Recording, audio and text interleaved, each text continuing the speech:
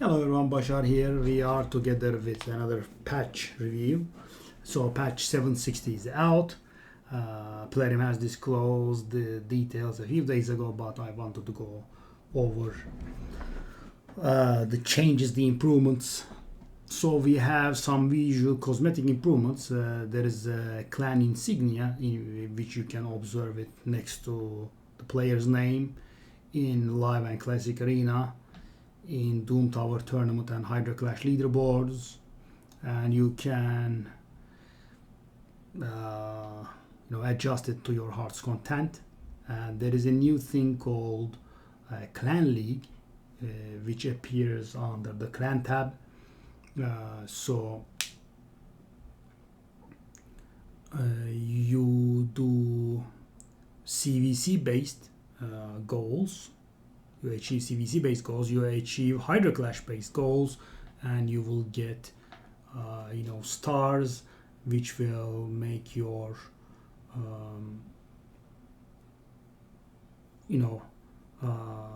clan league flashier. So let me just show it to you. So winning a CVC tournament gives you some points. Win the CVC with the last tier milestone reached, another with 3 versus reward groups.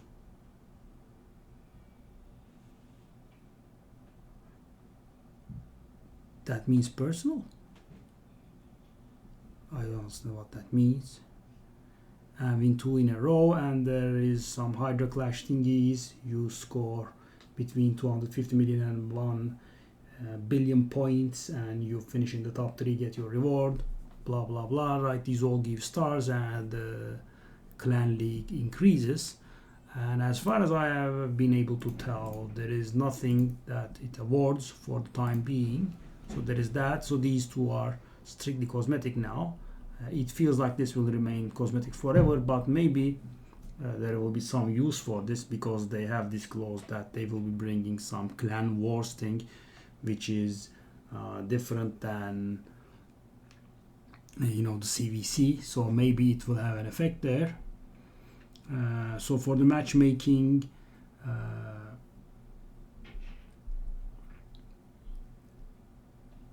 to prevent clan jumping, your opponent will be determined by the total number of points each clan member has scored, which means if you are lacking members, that will help you get paired down. I think this will help clans such as ours that struggle to find 30 members. And you can also enter as a clan leader. You can also enter the minimum amount of CVC points required, which means people can't just grab the chest from Ultra Nightmare and grab all the rewards from tier 6 or whatever tier your clan is in, and screw you, right? You will say, let's say 200k points, and people that do not earn 200,000 points in that CVC will not be eligible for any rewards possible. So this will be helping our clan as well. These two are very good for us, and it will help quite a few clans out there that struggle with members, with absent members, right? Lacking members and also absent members. So this one will help with absent members, and this will help with lacking members. And finally, the clan quest will count hard. If you recall, guys, let's say if the quest says put 100 decreased stack debuffs on dragon stage 20 plus, that actually didn't count the hard stages, and that was of course very annoying. If you want to farm hard, you'd have to go do normal and quite a few times, right? So they will count. And we have a permanent new fusion available, like Razin. It's timeless. Instead of requiring 4 epics to fuse a legendary, this time we require 2 legendaries and 2 epics that fuse into a mythical champion, Lady Mikage. we will review her kit in another video. So Kira can be fused from Delaja. This is a recent fusion epic. This is a newly added epic, Ilisinia from Elves, Eolfrig and Aeshma. And Tatsu will be fused from Firgan Ispail, which was a relatively new fusion epic as well. And these two have been recently added, I think, Endalia and Enda. Not very sure. Endalia might be old actually. Enda is new. And Lady Quillen. There are two epics. Locthwain can be fused from Riskarm, Turgor, Castigator, and Lumberer. And Vergran Sunburst can be fused from, these are all Void, Amaranthine, Skeleton, Centurion, Confessor, and Vanguard. This guy is also a new fusion epic as well. So if you have them at the ready, you can actually fuse it immediately. You will be allowed to fuse each piece just once. So my suggestion would be, so the epics don't really matter too much, but even if you have the legendaries, I would suggest to wait a little and fuse Kira, because what I can tell is when you fuse Lady Mikage, she will disappear just like Razin does, right? So that means you will not be able to fuse Kira or Tatsu. I mean, if your account is very end game, you have all the faction guardians, blah blah, right? You can just fuse and be done with it. But if you don't, I would suggest fusing the Kira and the Tatsu and then fusing Lady Mikage. So what I'm suggesting is, let's say you have everything, right? But let's say you can't fuse Tatsu, right? I mean, you have a Tatsu at the ready, but you can't fuse Tatsu. So I would suggest that you wait till you can, fuse Tatsu and be done with it. Of course, that might be a long wait as well. There is no, indication.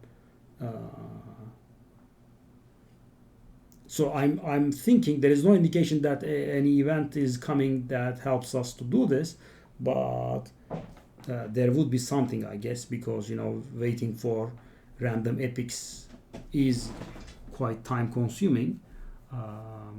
And so Kira is a regular legendary, but Tatsu was the reward from winning a champion training tournament, I think. So some of you might have it. And Vergran Suncurse was a recent fusion epic.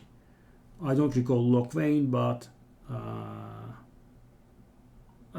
it's a regular epic. So you could just wait till you get everything, or you might have the stuff at the ready. So for myself, I have Kira and Vergran Suncurse. I'm missing, I think, 2 epics for Tatsu. And Locthwain will not be extremely hard. When you open many ancient shards, you kind of get the stuff, but of course it's not guaranteed that we will get all 4. I'm not sure if these are campaign farmable. Riskarm is a new rare. I think he is from Sylvan and he's been newly added to the game, but these guys are a little old. Maybe they can drop from the campaign. We'll need to check. These are not campaign farmable, obviously, because they are all void, but these 3 have a chance. You could have Firgan Ispail from maybe a Prism Shard that you have opened because she was in the pool. I think I have sacrificed a few of these very recently. Eolfrig, I think.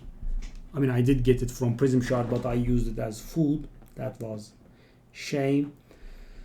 So we can fuse Lady Mikage, bringing all of these guys together. This looks nice, right? Quite doable. I'm hoping they will be bringing something to speed things up. So maybe, for example, when we have a double sacred in 8 days, right? Double chance from sacreds in 8 days, maybe they can bring a 10x on these fellows, these epics, and this can't be included because it's void, but yeah. And finally, Corpulent Cadaver has been fixed. So guys, I take a little bit pride in this because I was suggesting this exact nerf for about 2 months now, right?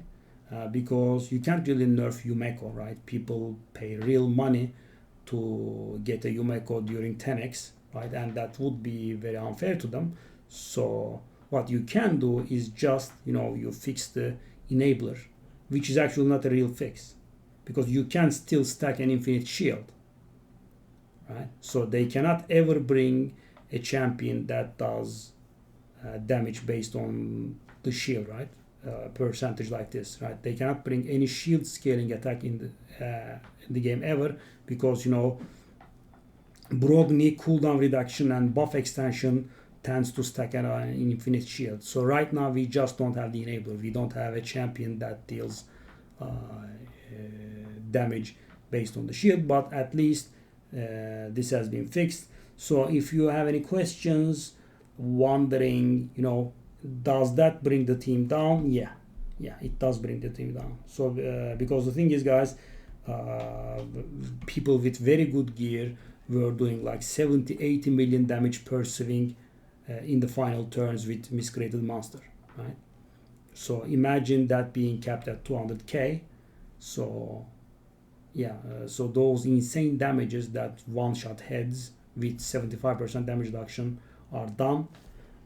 So that will bring it. So even if the team still functions, guys, the damage will not be that horrible, right? Because a regular good Nightmare team, or a very good, not a regular, end game Hydra team can still one-shot Nightmare Hydra. So you can do 700-800 million. I'm not very sure how much is the record. But so let's say you can border on 1 billion, right? So the Infinity teams were doing like 30 billion. So you could not compete. And as I said, this cap will bring them, I would say, probably below, most likely below what really good Hydra teams can do. And that makes it a little more balanced. Now there will be some Tranda shenanigans, lower difficulty, very good Trandas, double Yumeko, Lydia, that stuff again. You just keep nuking with Tranda, and that can deal serious damage as well, because her A2 is calculated a little bit weird. So if there are multiple severed heads, the damage that she deals can be insane. But generally her teams do not work on higher difficulties. But of course we'll see how it goes after the people with an Infinite team channel their efforts into that. And sadly this week's Hydra Clash was still stained by Cadaver, because the nerf came 1 day later than the Hydra Clashes start. So people still did more than 10 billion damage to a Hydra with a single key, but this was the last one. And some champion lore has been added. There have been some quality life improvements. This can be useful. There is a button in the tavern that turns off the warnings for fusion. You get 2-star champions that can be fused, and you keep getting that warning, and that can be annoying. But of course you have to be careful. You don't want to sacrifice fusion champions during the course of an active fusion. There were some minor bug fixes, and I think that was it. I think we can go over Lady Mikage in a separate video. So if you are lucky enough to have the Lady Mikage pieces, that's very nice. Enjoy your mythical champion. It looks like I will have to wait a little bit for it, and I will see you on stream. Bye bye.